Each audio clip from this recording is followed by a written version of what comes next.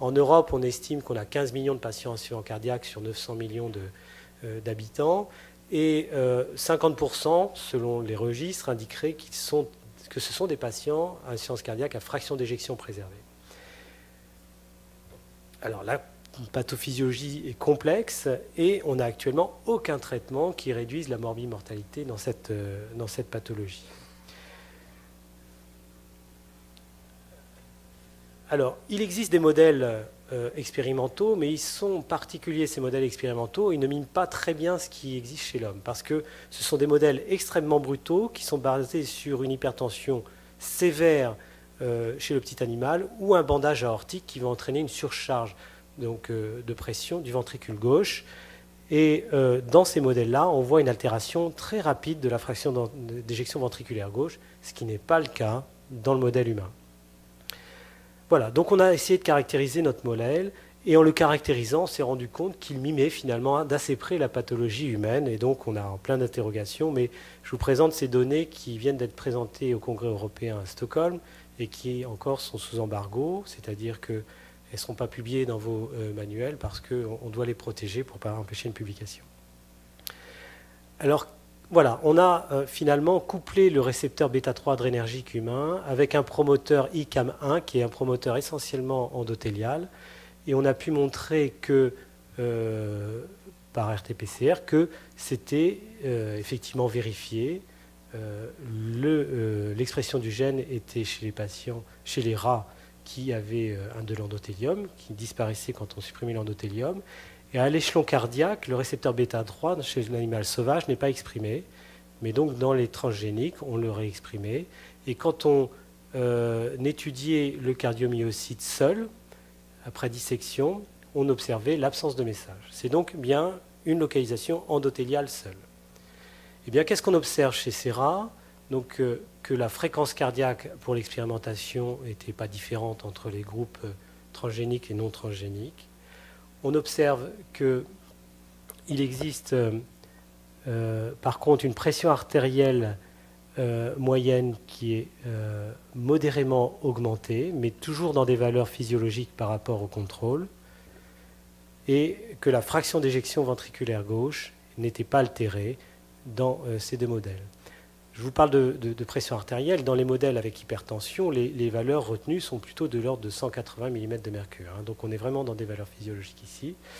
Et là, on observait une pression télédiastolique ventriculaire gauche qui était augmentée. On est donc dans un phénomène d'insuffisance cardiaque à fraction d'éjection préservée, avec des valeurs de pression dans une valeur physiologique. On a étudié le strain, c'est-à-dire les contraintes à l'échographie, et on observe par rapport au rat contrôle, mais on ne voit certainement pas très bien, une altération du strain radial avec une diminution de l'ordre de 50%. Et c'est très intéressant de noter que c'est un parallèle de ce qui existe dans le modèle humain, avec une altération, là encore, du strain radial par rapport au modèle humain. Pour ce qui est de la dysfonction diastolique, on n'avait pas de variation des paramètres échocardiographiques, que ce soit la vitesse de l'onde E, de l'onde prime, et puis des paramètres hémodynamiques concernant la DPDT et la constante taux. En revanche, on voyait dans notre modèle une tendance, mais qui n'était pas significative, à la rigidité ventriculaire gauche. Donc ça, c'est un concept très fort dans l'insuffisance cardiaque à fraction d'éjection préservée, c'est-à-dire qu'il y a une augmentation de la rigidité. Et puis on a confirmé le parallélisme du profil hémodynamique en montrant que l'élastance artérielle était altérée dans notre modèle et que l'élastance en fin de systole ventriculaire gauche était aussi altérée, ce qui sont des composantes qu'on retrouve très fréquemment chez l'homme. Voici les courbes pression-volume qu'on a enregistrées. Alors vous savez que les courbes de pression-volume permettent de mesurer l'élastance ventriculaire et l'élastance artérielle. Vous avez un modèle sauvage ici, avec des pentes qui sont normales, et une bonne balance des élastances artérielles et ventriculaires. Et dans les souris transgéniques, on avait vraiment une altération forte de ces élastances, et on a un parallélisme, là encore, très très frappant avec le modèle humain, où on a une augmentation des contraintes et une altération du couplage ventriculo-artériel dans l'insuffisance cardiaque à fraction d'éjection préservée.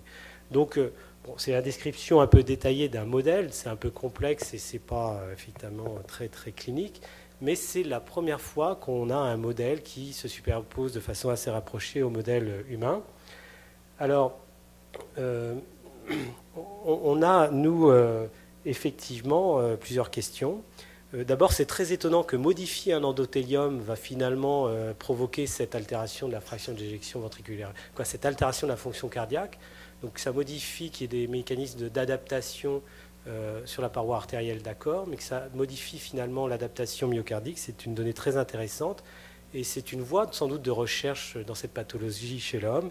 Et on va travailler, nous, sur l'effet du vieillissement parce qu'on a une fenêtre d'environ 10 semaines au cours de laquelle la fraction d'éjection n'est pas altérée. Donc on va pouvoir travailler sur ces rats, l'effet du vieillissement, l'effet de la surcharge volumique, l'effet de la fréquence cardiaque. Et on a des médicaments qui ralentissent spécifiquement la fréquence cardiaque. Ça va être très intéressant de voir ça. Et puis on va vérifier tous les mécanismes intracellulaires pour voir s'il n'y a pas des cibles en amont qui pourraient être intéressantes à explorer pour essayer de mieux traiter. Donc à mon avis, une petite lueur d'espoir si on confirme ce modèle. Voilà. Donc on est en train de recréer une portée. On a fait un déménagement, toujours les laboratoires c'est difficile, mais la portée est repartie et on devrait avoir un master 2 qui va travailler dessus cette année. Donc pour conclure, le récepteur bêta-3 adrénergique, donc c'est une donnée relativement nouvelle. Maintenant, on a été très fiers de voir qu'ils avaient été intégrés, cette notion, dans le livre du Braunwald de cardiologie. Là, on était fiers. Donc des propriétés inotropes négatives, des propriétés vasorelaxantes. Ils sont stimulés et recrutés pour des fortes concentrations en noradrénaline. Ceci, est-ce que c'est un mécanisme passif d'uprégulation ou est-ce qu'il y a vraiment une finalité de limiter les effets délétères d'une stimulation adrénergique? On ne sait pas encore. Ils sont surexprimés en cas d'insuffisance cardiaque et il y a peut-être, là encore, une finalité, mais on n'a pas la réponse à cette question, et peut-être impliqués dans l'insuffisance cardiaque à fraction d'éjection préservée, et peut-être une cible thérapeutique. Donc voilà pour le côté scientifique. Je voulais remercier l'ensemble des équipes qui ont travaillé sur ce projet, donc l'INSERM U533 puis maintenant U915, avec l'ensemble des collaborateurs. Vous voyez que l'équipe s'est un peu étoffée. On a eu des financements par la Fédération française de cardiologie, la Fondation de France et un laboratoire pharmaceutique, et puis l'équipe de Bruxelles.